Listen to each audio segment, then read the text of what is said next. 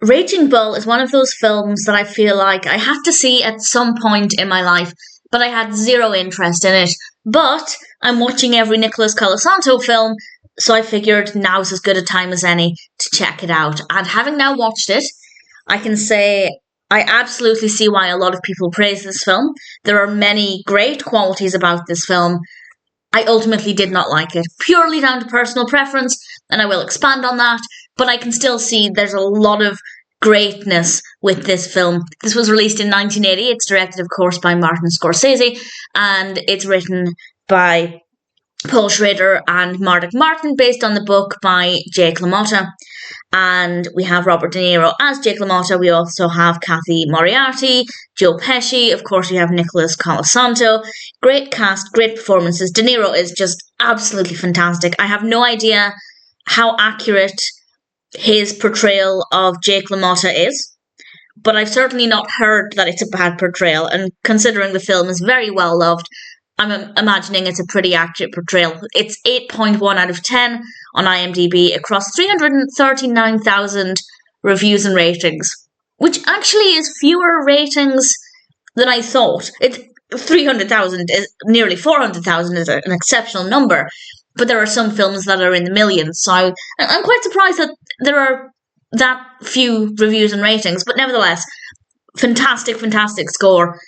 I still didn't enjoy it, but I can see why it's been rated so highly.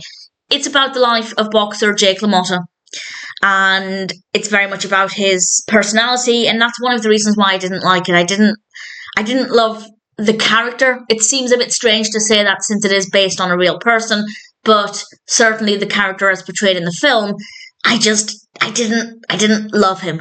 I didn't particularly like him very much at all, and that meant I was never emotionally invested in his journey because I just didn't really care about him as an individual. And I'd love to know if other people feel that way.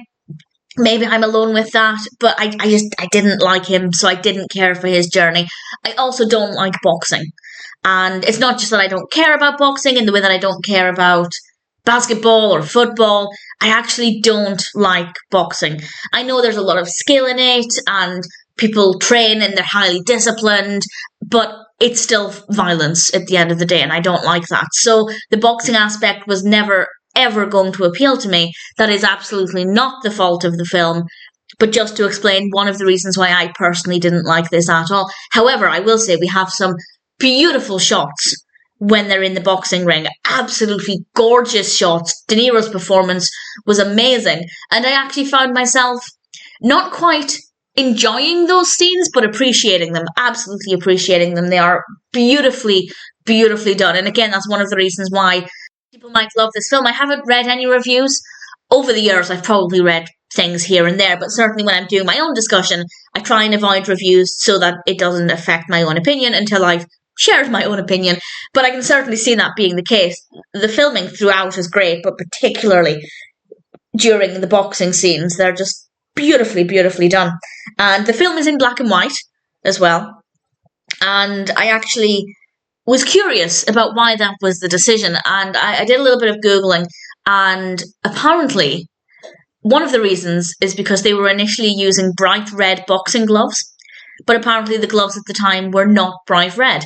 And I don't think that was the deciding factor for making it black and white. I think the main decision was that colour faded over time with the film that they used at the time. So making it black and white removed that risk. But there was also some comment about how they were initially using the incorrect boxing glove colour. And it makes me wonder how much of a hand Jake LaMotta had in the film. I did Google it, and apparently he had, to quote Google's AI overview, a significant hand in the making of Raging Bull. But I feel like surely the colour of the glove would have been something that LaMotta could have pointed out sooner. So I don't know. I'd love to know exactly what his involvement was. If anybody has any knowledge on that, please feel free to share. So Raging Bull, I can see, is a very well executed film. The performances are brilliant. The narrative is interesting enough. It's obviously definitely character driven by the character of LaMotta. But unfortunately for me, I didn't love his personality at all. And I also really don't like boxing. So from my experience, I didn't enjoy it. But I did appreciate the technical quality. the performances. There are so many great things about this that I still relatively enjoyed bits of the experience. I didn't enjoy the film, but I enjoyed the appreciation. I hope that makes sense. I have no idea if it does. Either way, I'm pleased that I can now say that I have finally seen Raging Bull. Nicholas Colasanto was very good. And yeah, De Niro gave an absolutely incredible performance. Visually, a stunning film, very well filmed. I didn't like it, but it's still a really brilliant film.